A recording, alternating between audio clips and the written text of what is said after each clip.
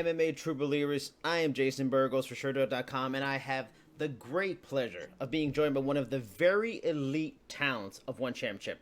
He is currently the promotion's featherweight champion, a former lightweight title holder, as well as a one-time champ. He will be headlining the organization's stacked Dawn of Heroes event on August 2nd in the Mall of Asia Arena in Manila. He is the Situ-Asian to many, but you can also just call him Martin. I mean, but before he even says hello to all of you, I have to immediately jump in and to ask an important, groundbreaking, maybe the most important question I have during this entire show for you, Mr. Situ-Asian, sir. And that is, what is the official and correct way to say your last name? I've seen Chiavello say it one way. I've seen Dom Lau say it another way. I've seen people here in the U.S. say it another way. How do you say your name correctly so the world can know? Around the world, it's said all different. Like everyone has their own way of saying it, but how I say it in Australia is Nguyen. Nguyen. It's almost like new win, but with the when. Nguyen. Nguyen, yeah. But I mean, I've heard cases in the States where people say Nguyen. Yep. In Vietnam, it's Wing. Everywhere else is Nguyen and Nguyen, and how I've been saying it is Nguyen. Is it to a point that you've had to deal with that for, I'm sure, most of your life, that it's like whatever, as long as you get the Martin part right at this point? Yeah, like I didn't really care, man. Like it's each to their own, I guess. At the end of the day, As long as they call you Mr. Champ, sir, that's the most important thing, right? that's the most important. Yeah, I know. Now, this is your third straight main event. 6 out of the last 7 cards you've been in the main event. As much as anyone on the entire One roster, you are one of their best and brightest, and you're marketed as such. First, do you feel that weight of pressure and responsibility as one of the faces and prime examples of what the brand represents? And also, is that another part of the bond you have with Angla and Sang, because he is in the same position, that he's one of those promoted heavy faces of the brand, that's one of those stars that has that weight on him?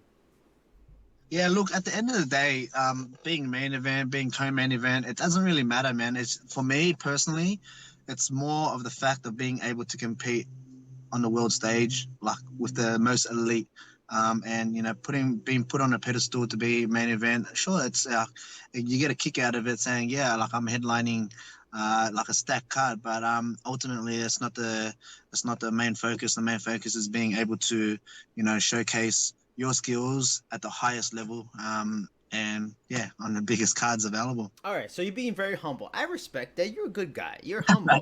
Now, since you brought up stacked card, you are on a card where you're main eventing, with legends on the undercard, Eddie Alvarez and Demetrious. You are the main event just in your 7th year in the career. Is there some point you kind of looked at and you brushed the shoulder off a little bit, like that's pretty cool? Demetrious Johnson's on my undercard. Is it a little surreal? Look, as I said, man, you get a bit of a kick out of it, and you're like, oh man, like any fights on that card realistically can be a main event. It just so happens that they chose me, and like, I'm honored, and I'm thankful, and I'm ready to put on a show for the Philippines, man. So when you have a major promotion like One Championship, which continues to grow, it's kind of at this point probably no doubt the number 2 promotion in the world. Some people may deny it, but it probably is. It's working its way towards the UFC. It's just big already, and it's growing. When you have the support of such a major promotion like that behind you, your main events, your focal point. Is there really any kind of interest in like something like the UFC? And I know you're originally from Vietnam, but you grew up a lot in Australia, and UFC is making inroads in Australia. They're really trying to build that market. Adesanya from New Zealand, close by, Whitaker, big star. Does the UFC really interest you in this point, considering how good things are with One Championship? To be honest, man, I'd be lying if I said it doesn't interest me. But look, at the end of the day, I show my loyalty, and my loyalty is to One Championship. I just recently signed a new 10 fight deal, 4.5 years with him. Look, UFC is UFC, Bellator is Bellator, KSW, you got PFL, man, you got all these leagues out there which are doing their own thing. I've established myself in Asia. I've established myself with the help of One Championship, and I just show my loyalty, man. And whatever it is, whatever One Championship offer, I'm just glad to enjoy the ride and go from there, man. So 10 fights, 4 years. That's the terms, right? That's right, man. When you get something like that, is it like holy shit, 10, 4, whatever? Yes, I'll sign. Or do you have to do your due diligence? And you have to go, okay, let me look at the term. Let me have my lawyer. I mean, or just honestly, was it a blow your way? Like, are there extra incentives? Because I know when I talked to Demetrious Johnson when he first signed, one of the big things for him was, that he's going to be a part of the esports thing that One Championship is working on. For Eddie Alvarez, when I talked to him, he mentioned, like there's like a future after. There's plans for him after fighting's over. Were there extra? I know you can't get too specifics, or maybe you can. I appreciate it. Are there any specifics, extras? Look, there's always opportunities after fighting with One Championship. Like, I mean, they've got like the new One Studios, the esports. They've got everything that could particularly help a fighter, But look, it's at the end of the day, what I'm focused on at the moment is just my career, and that's trying to establish my legacy. When it came to signing this 10-fight deal, sure, there was like a bit of speed bumps in the way. I mean, it's a big contract to sign, and 4.5 years is a big ask, And how I saw it, look, I thought of it for my family's sake, for my sake, and for the company's sake, and fans wise as well. It realistically, it's doable. Man, I fought last year. I fought 5 title fights in 11 months. So. Man, I was just thinking of it. Like, I'm trying to get 3 fights out this year, and then as of next year, start going down from 2 fights, depending on how healthy I am, and how my body feels. Man, I think I can pull this off, and complete this contract and go from there. See how my body feels, and see if wants to push on. What's your thoughts on the studio? I mean, you're a good-looking guy, young guy. Would you want to do movies? Is something that you want to do? I mean, if anyone can be the future star of movies from one, it's Martin Nguyen. Martin Nguyen. Sorry, I said it wrong. It's that's Brendan Barre's side. Look, honestly, for me, I can't act. I can't lie. Can't act I yet. buckle under. Yeah, yeah. Well, all this is all that is in the works, man. But for now, I'm just focused on my fighting career and see what opportunities arise later on during my career. But for now, it's just putting my name on the MMA map and going from there. All right, so I mean, we'll put Martin in you and Nguyen, Nguyen, right? Nguyen. Martin Nguyen. And Nguyen. I'm gonna just mess it up. I'm sorry, but we're gonna put the Just add Nguyen. All right. So we're gonna put the Martin on as the next James Bond for like 2030. We'll put that on hold for now, and look, we'll get back to fighting now. For your opponent next week, Kiyomi Matsushima, excuse me. He's far different a test for you than Jadamba, which we talked a lot about when we talked last time. We talked a lot about the Jadamba fight. If anybody didn't see it or hear it, you can go back and look at that, from then. Matsushima is fast and moves around a good bit, throws good kicks. He definitely has pop in his hands, as he's shown in his record. And in his last fight, he's just entering the 4th year of his MMA career. But do you feel he's as dangerous as some of the very talented fighters you have fought before, like an Eduard Folayang, Christian Lee, Kevin Belagnan, and Bibiano Fernandez? Is he a serious threat to your title next week? Of course, man. Like anyone that I compete against is a major threat. We fight on the largest stage in Asia, and for them to have a crack at a world title for One Championship, it means that they're more than ready, and it means that they've proved themselves to the promotion that they deserve to hang with the best. So anyone that I come across against in that cage is a major threat. Masashima, for instance, he's taken out an ex-champion, and he dominantly beat a guy who was on a winning streak, knocking guys out. So hats off to him. He deserves it. And come next Friday night, he has to prove to me how much he wants it, and I'm willing to die in there, man. I'm willing to go crazy, and do whatever it takes to get my hand raised. And to beat a champion, you have to take out a champion. And we'll see what he's got, what tools he's raised, and what he's been working on the last 8.5 weeks or 8 weeks that he's been. It's been offered, so we'll go from there. What work have you done with Henry Hoof and the team in Hard Knocks to prepare for his particular style? Have you done anything different, or it's kind of been status quo from what you did like the last time for the Jadama fight and all the work you've done with Hard Knocks 365 so far? Yeah, man. Like since being at Hard Knocks, man, I feel like I can say it, but showing it is another thing. Man, I've evolved so much, man. After that bout against Jadamba, I feel that I'm a complete different fighter from that. So we'll see on fight night. I'll make sure all cylinders are firing, and I haven't been posting much about this fight camp in particular because we don't want to give anything away in particular that could ruin our chances of winning. But man, I feel, to be honest, man, I've reached that next level, and there's so many levels that you can reach, but for me, I've reached at a level where no one at the moment right now can take me out.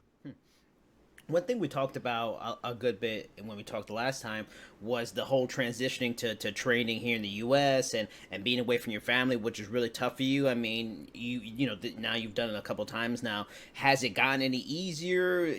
Did your family join you for a bit during training camp? Like, how was the situation like that? Because I know it's really tough for you, and that's one of the. I was actually just talking to Matt Schnell a little while ago, and he was talking about like sacrifices, and sacrifices isn't necessarily the training. The sacrifices is being away from your family. He's away from his wife for training. How has that been for you in this camp? Yeah, so it was the same situation, man. My wife, she stayed home and she looked after the kids. I spent 8 weeks and 5 days in Florida, hot AF.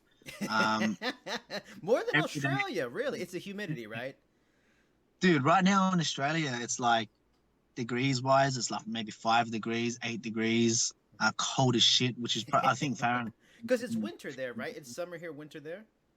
That's Mm. right, man. So being summer in Florida, the humidity, training with guys who have high pace and high cardio, and you always got to keep up with them. Your energy just runs out after like the first round. You push on to it's just a big mental game, and yeah, it does make you mentally stronger going over there, sacrificing a lot, being away from my family, and thank God for technology. I was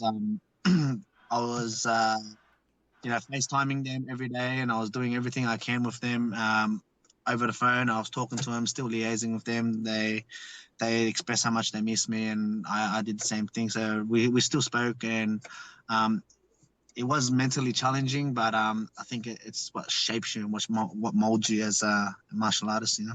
This is your second fight this year, and you mentioned you want to get a third fight in there. Is that Is it like a for sure thing you want to get a third fight? Because when we talked last time, you talked really about you wanted to make a concerted effort to solidify your place as the featherweight champion, your legacy as a featherweight champion. Is there, because for example, I talked to Angelique a couple of weeks ago. She already has her fight before the last fight. She already has an October fight set. Is there kind of already been loose conversations about what you're maybe looking for, so a specific month date period for your next possible title defense later this year? Yeah, so there's definitely been loose conversations, but it's something that I really want to do. So, I mean, one championship in Chatri in general, he's always there. I mean, all we got to do is we ask, and he can try to deliver as best as he can to help us out. Um, I personally feel that this is probably my last year that I want to push three to four fights out a year, and I want to go back down to the 2 fights a year, and maintaining a healthy career, um, both outside the octagon and inside the octagon, inside the cage, sorry, as well as just keeping myself healthy in general. Um, so yeah, there's been loose conversations of me trying to get on a particular card, and we'll see, man. I take one fight at a time. Hopefully, I pull out of this fight injury free and get straight back into that. I'm glad you mentioned the octagon or cage.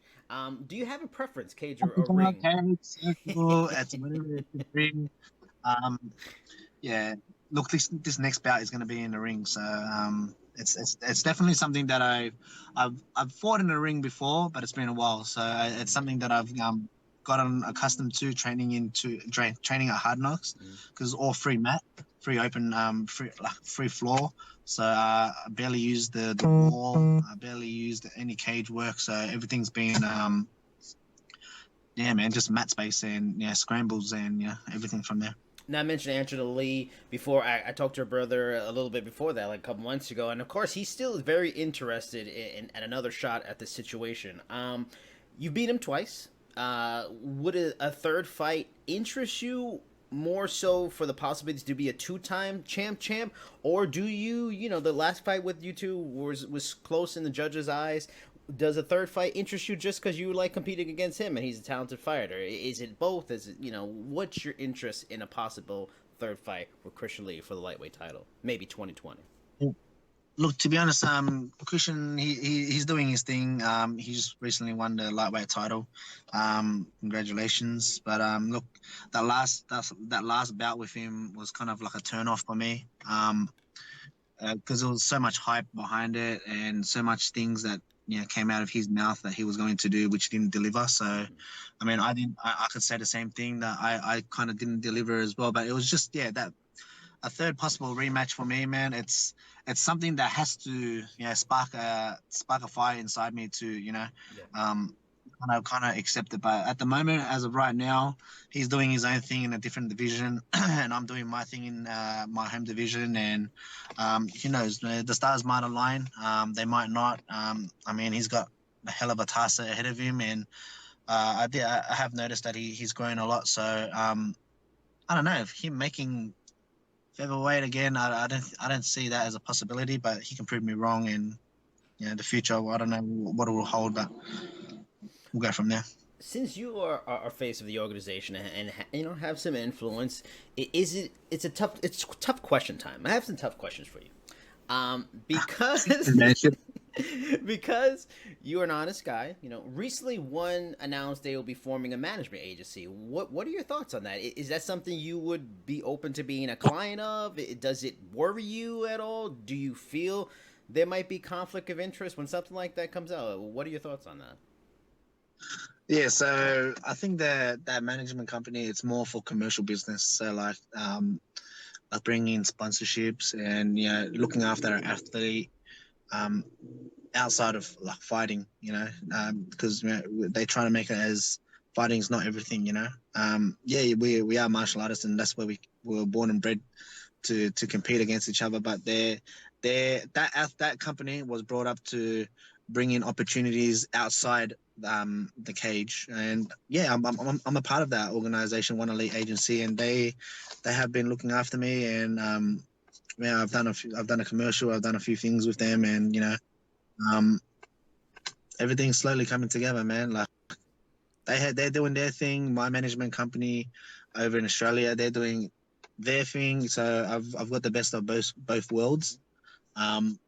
And at the end of the day, it's all benefiting me. So that's the main focus of their both management goals. See, you doing commercials. The acting is coming. I'm telling you, 23rd Martin Nguyen for James Bond. It's coming. James Bond. I think you can do it. You already got the car, looks like. James Bond. I know it's coming. now, another tough question. The weight cut and drug testing process for one, it's often kind of shadowy. It's a mystery. They don't really show up publicly, and that's their choice. I have no problem with it, but a lot of people in North American media have an issue with it. I've asked a few one fighters about it and those kinds of things. They have no issue, at least with the hydration protocol, weight cut, and all those things. Now, Will Cho, became a story last week with his opinions on that, talking about inconsistencies and commenting on how the weight cutting, drug testing with WADA. Chatri came out with a response, which I thought was very eloquent and honest, but then one came out with the cease and desist. What was your thoughts on that? If you followed it, like them coming out with the cease and desist against him, does he have he's saying anything true? What's your overall assessment? I haven't been following what's been happening.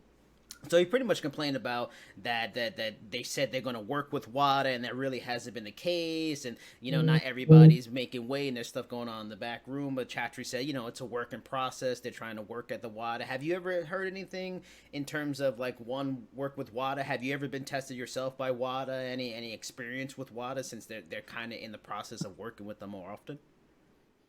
Yeah. So for what I know. Look, everyone has talked about the weight cutting process. Let's talk about the weight cutting process first. So, at the end of the day, you and your opponent are in the same room. You and your opponent see each other's piss. You and your opponent and their cornerman are there to see you step on the scale. Interesting. So it's not like yeah, I jump on the scale and quickly jump off because my opponent's coming. My opponent's right there, right, watching me jump on. He's seeing me hold my container of my piss, handing it over, and they're testing it. He's seeing the same numbers as what I'm seeing. So, at the end of the day, it's you versus him. So he sees everything, you see everything, and if the stars align of he's past hydration, he's on weight, then who cares about the public? Who cares if the public wants to know like what weight they weigh in at and what the hydration is? Who cares, man? The fight's not with you and the public. The fight is with you and your opponent. And as long as you and your opponent are happy with the numbers and the results of both tests, then you're good to go. Like who cares about other people? Well, and that's worked well for me. I've been healthy. My opponent's healthy. You know, both athletes are 100% health and going in there, to give it your all, may the best man win. It's not like he's cut so much weight and he's so dehydrated that he possibly can't compete, and the fight's on a limbo and you've been training for the last 8.5 weeks for no reason. Both athletes are 100% and you've seen it for your eyes, results. 2 to 3 consecutive days, and what I mean, what more can you say when it comes to being on weight and being in the right weight division? Now, moving on from that, in terms of water, I've been tested. My last bout, I was being tested. I think it's through urine tests, and not only urine tests, but I got tested like 3 times in a space of four times in a space of 3 days. Yeah, so and this was leading up to the fight or just out of fight? This is leading up to the fight. Okay. So it's a urine test. So the first day of weighing, man, you got to make sure that you pee like 3 different containers, and they make you pack those containers so it's not tampered with, and they make you tape it up. Wow. They make you sign. So that gets sent away, and that's on one championship side. So 2 consecutive days, you get 2 massive urine tests that you got to send away, and then on fight day, I get tested before the bout. So I have to pee in a cup. Wow.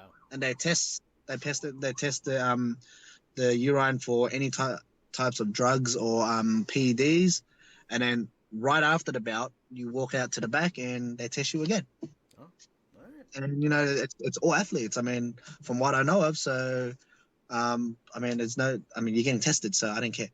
Yeah. All right. Tough questions over. Now we're back to having fun. I always like to ask the final question when I do these video interviews about, so we can learn a little bit more about the subject. So the subject can inform the fans on something they may have not known about him. Like, do you have a personal passion that we might not expect? Like, are you a big fan of like The Handmaid's Tale, or do you like to fly kites, or maybe a bottle cap collection? You like to do Civil War reenactments, even though you're from Australia. Anything interesting that fans may be unfamiliar with you, and they're like, holy shit, Martin, the Situ-Asian does that? Okay, so for me, my hobbies and interests, obviously the main focus is my family. So whenever we get some family time, that's the main prior focus. But for me in general, if I'm selfish enough to spend some time for myself, then I'll either game. So Razor has jumped on board and supplied me with some awesome gear I'm forever thankful for. So now I can particularly game, and I have my motorbike, which I go for rides with friends, and we go on track days, and getting the adrenaline dump from riding a 2-wheeler. So they're my main 2 focuses, other than family and hanging out with friends. Are there particular games that you're a big fan of? Yeah, look, I'm more first person shooters. Mhm. So yeah, so at the moment I'm playing CS:GO, which is Counter Strike. It's been around since I was back in high school, and I Overwatch with a few guys and a few fans that follow me as well, and just playing with them and interacting with them and having a laugh. It's like you're not even an athlete, not even a fighter. You're just like a normal person, Mhm. and that's how they treat you out there in the gaming world, man. And would we expect to maybe see you on your motorcycle with a bunch of people? Do you have like a motorcycle club? Do you like to call it the situations? Do you have something like that going? You got leather jackets? Or can we expect to maybe bring it to Florida with Linton Vassell and Henry Hooft, and you can call him coach and piss him off? No, no. So for me, yeah, I ride with a group. It's called Sydney West Riders. They're just a small group in the Sydney Southwest, which every particular day on a Wednesday they go out together and maybe get food or ride to a particular destination where the ride is generally fun, or they have track days where they rent out a day where everyone can just thrash their bikes on a track, get that adrenaline dump without killing yourself on the road. And yeah, man, like so they those guys, the owners, Kevin and Stephen, are man, they're supporters of the situation. So they know who I am, and they're big Vietnamese fans, and big Vietnamese. They got a big Vietnamese community behind them, supporting the riding group as well. So it marries up, man, and they're good blokes as well. So I can't imagine that there's other, MMA world champions or champs on the club. So I would imagine you're probably the muscle of the club. If something goes down, Martin's gonna fuck this guy up. That's what's coming. no, no. I stay out of I stay out of trouble. I'm not that type of guy.